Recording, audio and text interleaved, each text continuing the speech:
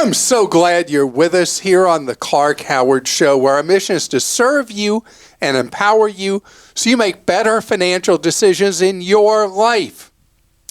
I hope you've subscribed to our daily Clark.com newsletter. I want to tell you, I look at that thing and I cannot believe the talent among our writers, the experience, the knowledge, the training they have. And so the information we have for you will really help you pack a punch in your wallet. And I want you to do that with money advice you can trust. You know, we leave this world with or without our integrity. And it's so important to me that everything we provide to you is what we believe to be right in our head and our heart. Now, in this episode, I want to talk about an inflationary cycle that is really, really different and runs totally counter to something I talked about a year ago. And it's a stunner what I'm going to share with you. And also, I've had so many questions from people about money that you're trying to stash in savings. The best way to do it, and particularly with the way circumstances are changing with what looks like is on the horizon with interest rates, I have specific ideas for you about the money that you are putting aside, not in investments, but in available cash. I'm going to talk about that. Okay, so I talked about something a year ago that got big pushback. Big pushback. I was talking about how for an individual or a couple that grocery store inflation had gone so high that in many cases it had become potentially more affordable for an individual or a couple to eat out instead of buying groceries and eating at home, which was a completely radical thing to say, but I gave actual real-world examples about how for a family of 3, 4, 5, 6, it was still much cheaper to eat at home, but for a single individual or couple, the math had changed because grocery inflation was so high and restaurant inflation not really. Well, now here we are a year approximately later, and that has all changed because grocery prices this year have gone down. I know you don't believe me. I promise. Overall grocery prices have gone down, where restaurant prices that were a relative deal compared to groceries, restaurant prices are going up significantly right now. Why? What is one of the key expenses that a restaurant faces? Labor costs. And because of what's been going on with rising wages, restaurants feeling pressure from inflation over time and food prices, some of which they absorbed to hold down restaurant prices, the restaurant owners have reached the breaking point. Chains have reached the breaking point. And now restaurant prices, and the stats are clear as could be, restaurant price inflation is significant and meaningful, and meaning your dollar eating out is not going as far as it did even 6 months ago, where grocery prices are bending back. Now, it doesn't mean they're going to collapse, but the wave of inflation in groceries has been broken. And it could resurrect its ugliness, but I don't see signs on the horizon of that happening.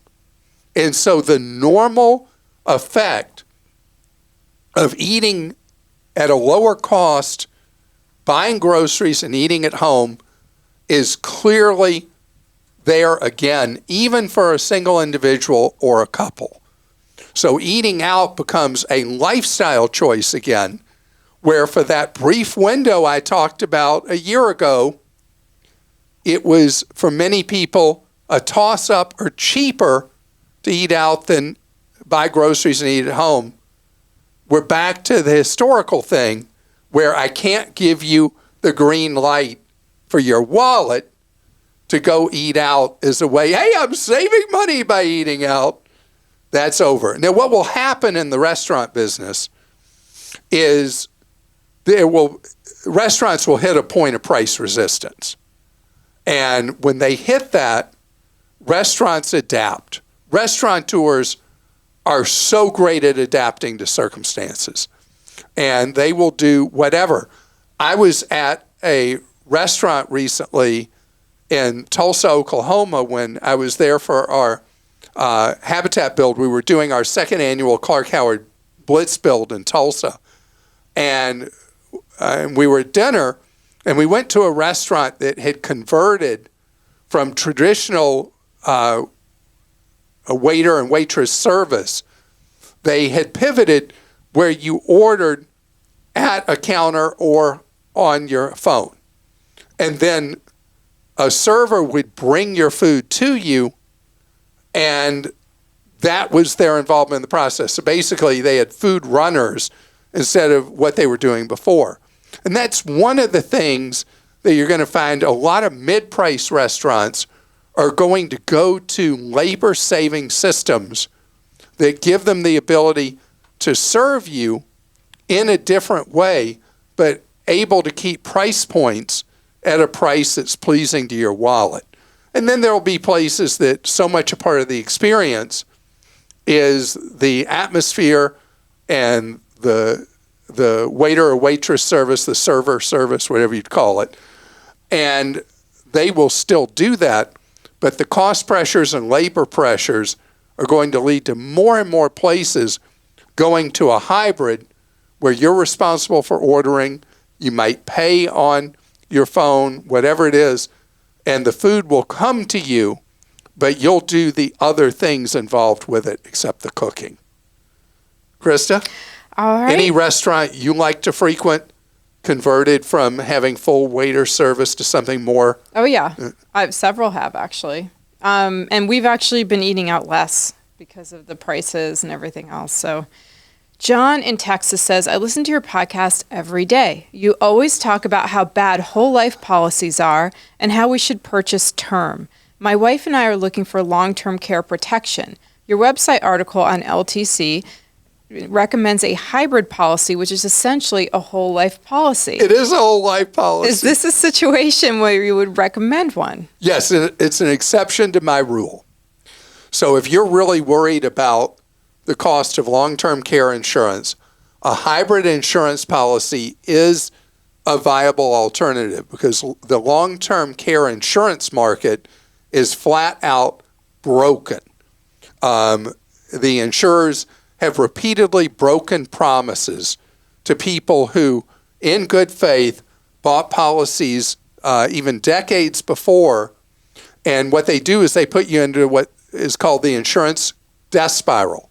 They keep raising premiums to a point where people give up after they paid decades for it. The idea of a hybrid insurance policy is where you buy a whole life insurance policy, which normally I don't recommend whole life because the policies have massive commissions in them. They're so expensive to buy for death coverage. But this is an exception to my rule because what happens is these policies come with a provision where if you end up needing to move into an assisted living facility or need care for life's daily activities is what it's called, which could be at your home or in a facility, then you can trigger a payout from the policy. Federal law is friendly to this, and you have the ability, instead of having a death benefit from it going to your loved ones, it is a living benefit to provide for long-term care with a cap based on the size policy you buy. The reason long-term care insurance policies failed is the actuaries at insurance companies are really bright people. They blew it on long-term care people have lived longer and with poorer health than the actuarial tables predicted. And so that's why the insurers failed in the long-term care business. In this case, with the hybrid policies, you have a known benefit. The insurer knows the risk. They're paying either way, either at your death or for a living benefit.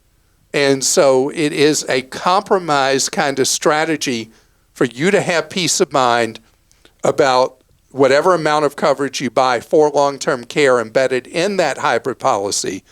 And the insurer has peace of mind that they're not going to blow it at the actuarial level. Todd in Ohio says, I'm a firefighter who plans on retiring in about 4 years at the age of 52, where I will collect a pension. I've worked enough other jobs over the years to qualify for Social Security. I don't plan on working after I retire from the fire service. How can I estimate my Social Security benefit? Will those websites like maximizemysocialsecurity.com be of any use to me? Can I use it now if I know I'll never work a Social Security job again? So, Todd, first of all, you're a brave man. I don't know how firefighters have the bravery that you all have to run into a burning building at great risk to yourself to save others. I mean, it's unbelievable what you do as a firefighter, and I appreciate so much your years of service. The Social Security system does not appreciate when a worker retires with a full pension at a younger age than normal, in your case 52, and the Social Security Administration has a very clear briefing you can find on socialsecurity.gov that walks you through what happens when you take early retirement, like in your case, and you're 14 or 15 years before full retirement age. There's a formula that's clearly stated on the Social Security website. It shows if you never work a Social Security eligible job again, how your benefit is reduced from what it would be otherwise. And it's a formula based on how a Social Security check is calculated, which is your highest 35 years of earning. So any year you don't have earnings, what they do is they zero you out. And that year figures into the average, and it kind of brutalizes what Social Security check you'd get sometime between age 62 and 70 whenever you take it. So you don't need the software that I talk about, like Maximize My Social Security. You can sign up for a Social Security account, get their estimate of earnings, make sure it's accurate, and then you'll see they're going to take 35 years of that, and you're going to be able to see how many zeros you're going to have. And so it will calculate for you. So it's fantastic. You're going to have that firefighter pension for the rest of your life, because the Social Security check is not going to be that great, unfortunately, but you'll be able to scope that out yourself. Brett in Oklahoma says, I usually use the same hotel chain, and I was surprised to discover that my room smelled like a dog. Not a doggy-doo Clark Stinks dog, but the faint smell of a lightly wet dog. Ew. I asked if there were any rooms that were not dog-friendly, and they informed me that they reserved floors 2 and 3 for dogs and use other floors like mine for overflow. We also had a barking dog next door. At breakfast and during our stay, I saw more dogs at this hotel than any other hotel I've ever stayed at. I thought maybe there was a Purina convention in town or something. We don't hate dogs. It was simply an unwelcome smell for a hotel room. Because the view was nice, we actually stayed our entire 3 days that we had booked. My question is, how can I avoid these super pet-friendly hotels in the future? I don't mind an occasional dog, but it's starting to feel like 101 Dalmatians. Wow. There are so many more dogs, so many more pets that people have right now that we've talked about, the pandemic puppies, that hotels are, in many cases, being surprised by the demand they have for rooms that are dog friendly. Hotels that were not pet friendly have found they're being asked so much about it now post-pandemic that more and more hotels that did not allow dogs before now are allowing them. This hotel having designated pet floors, I didn't know that was a thing. Did you know that was a thing? I did. And honestly, but that he was in an overflow floor, Right. I would definitely ask to not even be on an overflow floor in the future. So one of the things I've never thought about asking for at a hotel, and so you've added one to my list. I stay, this year I'll probably be in hotel rooms, hotel nights, about 75 or so nights. I've not had this before, but my wife says I can't smell anything anyway, so there could have been a pet odor in a room and I wouldn't have noticed.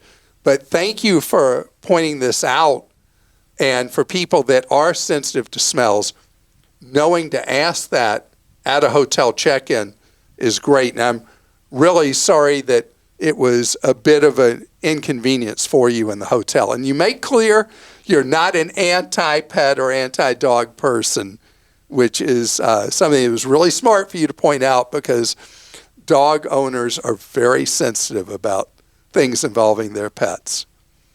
Coming up ahead, so much talk about the little firestorm we had about FDIC insurance earlier this year, worries about are there other shoes to drop. But I wanted to tell you there's a strategy I want you to be aware of that avoids you having to worry about the solvency of a bank, and it will make you more money at the same time. How's that for a combo? One of the effects of the banking problems that occurred earlier this year is it's making it more difficult for small businesses to borrow money right now, which the American economic engine is based on small local businesses. And so the Federal Reserve, ironically enough, is likely not to engage in raising interest rates by any significant amount moving forward as a result of the problems that happened with banks that needed FDIC backup for accounts beyond $250,000 from the FDIC system. And we are almost certainly near a peak in interest rates, just about there. Interest rates may stay there for a while, but then they're going to start coming down. And I watch patterns, and there's a clear pattern right now in the financial markets. If you put money in a one-year CD at most financial institutions, you're now earning a higher rate of interest than you would on a 5-year CD. That's known as an inverted rate curve, because usually the longer you tie up your money, the higher an interest rate you're rewarded with for giving up some freedom and tying up your money longer.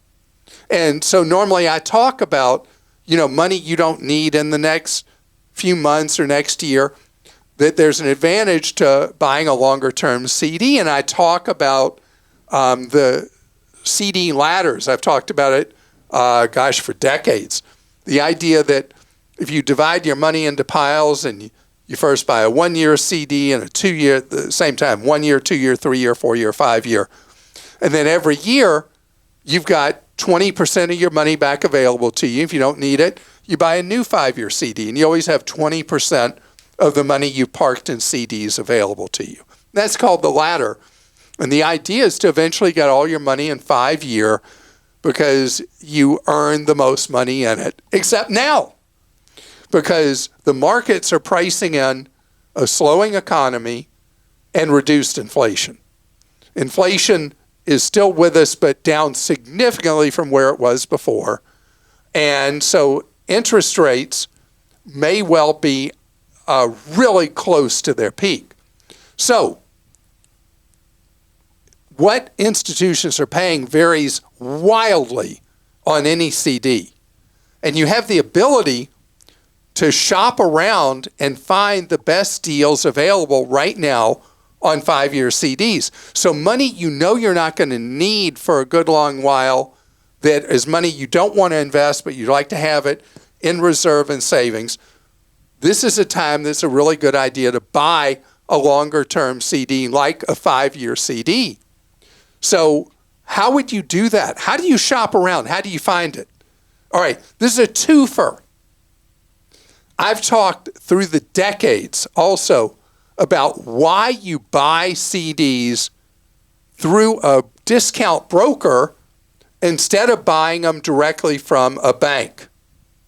Because banks tend to offer two rates, one on their wholesale side and one on their retail.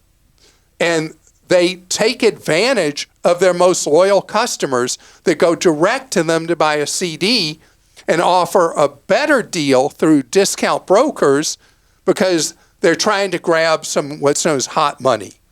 There are people that are brand loyal first, and then there are people that want the best deal first. So if you buy your CDs through the discount broker, you've got, as I called it, a twofer. You've got magnified FDIC insurance because through the discount broker, they can place your money with so many institutions. You have millions of dollars of FDIC insurance coverage, where with a single institution, you only have $250,000. And they're able to get you the best rates, better than you're likely to be able to find on your own. Now, it is true that at most places you're going to find a lower interest rate on that 5-year versus a 1. But think about it. You take that higher rate for a year, 5-point-something% if you shop around for 1-year CDs, versus probably 4-point-something on the 5-year. What happens a year from now? Let's say we're in a mild recession.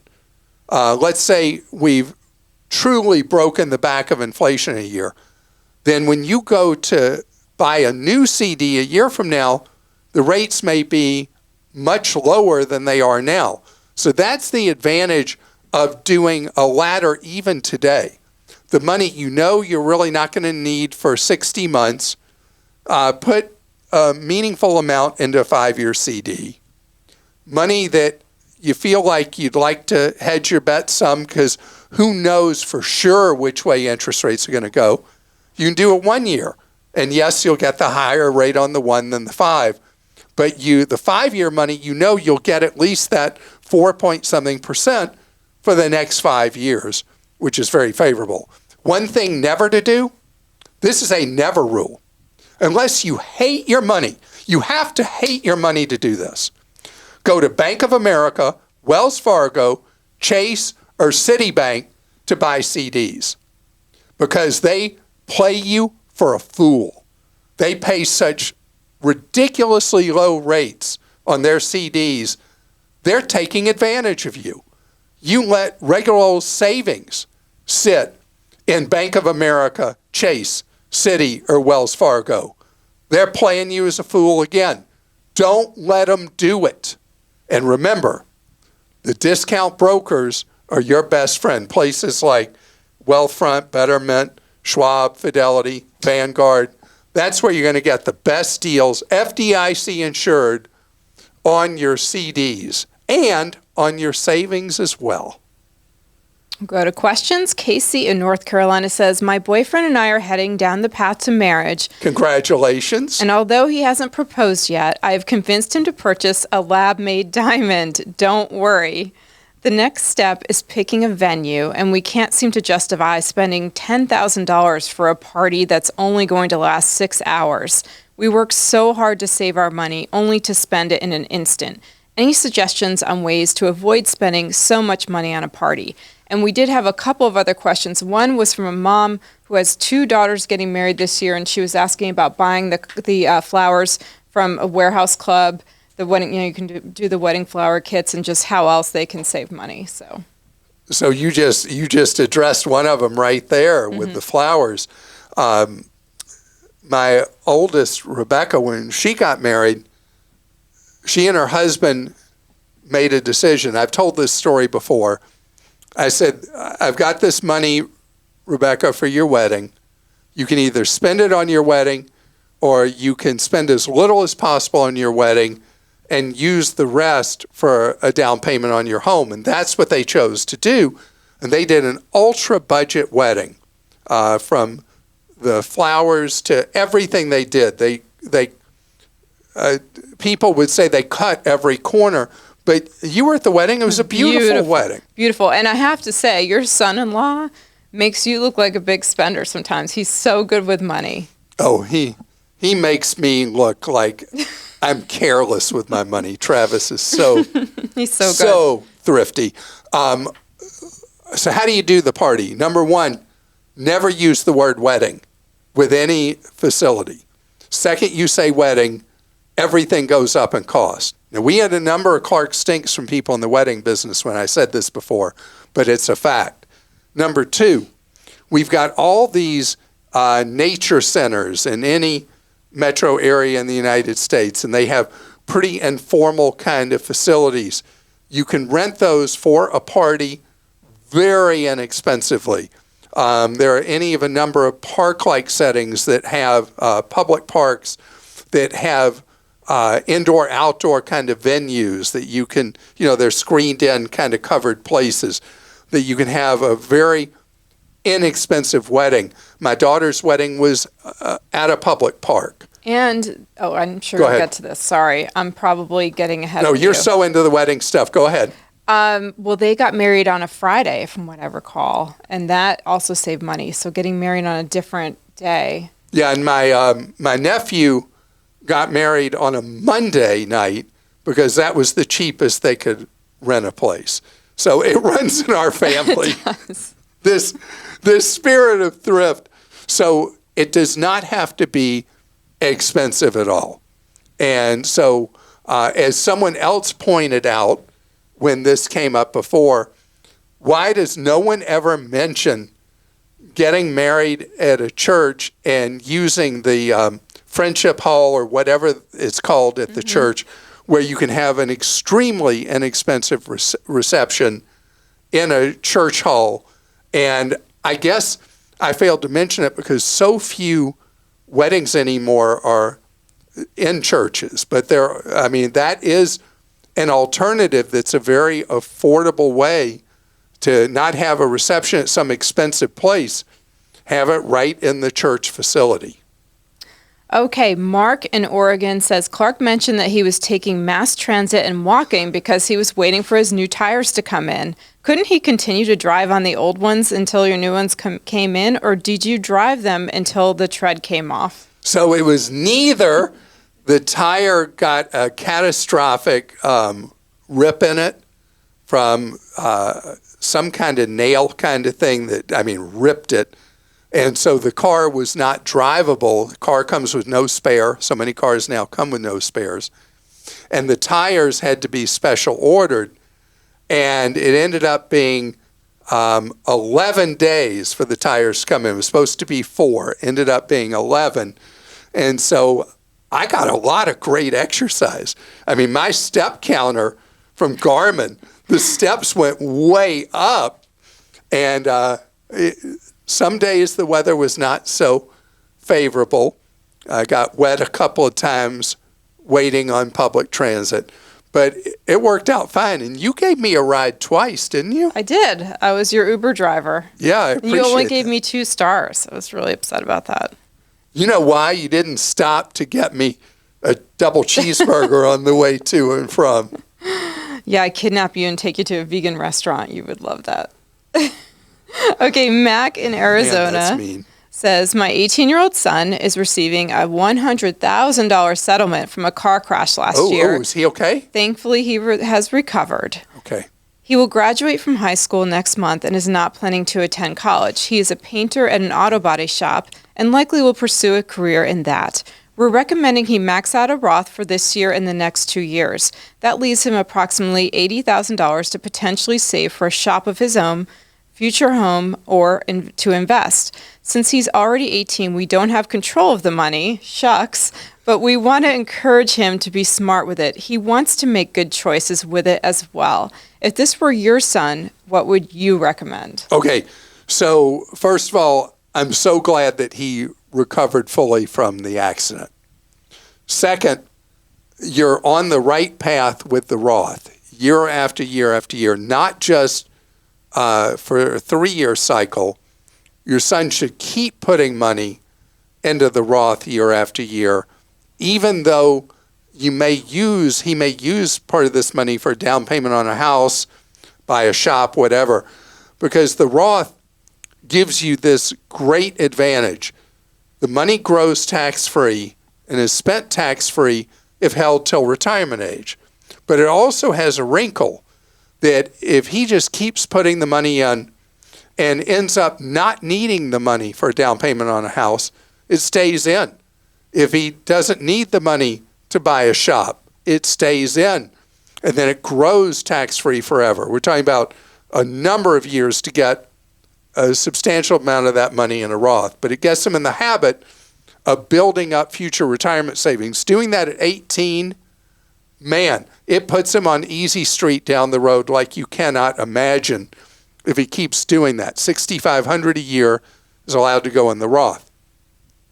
If at some point, way before he's taken all of that 100,000, because we're talking about 14, 15 years to get it all in a Roth, he'll still have a lot of money in there that's not in the Roth that he can then use for a down payment on a house.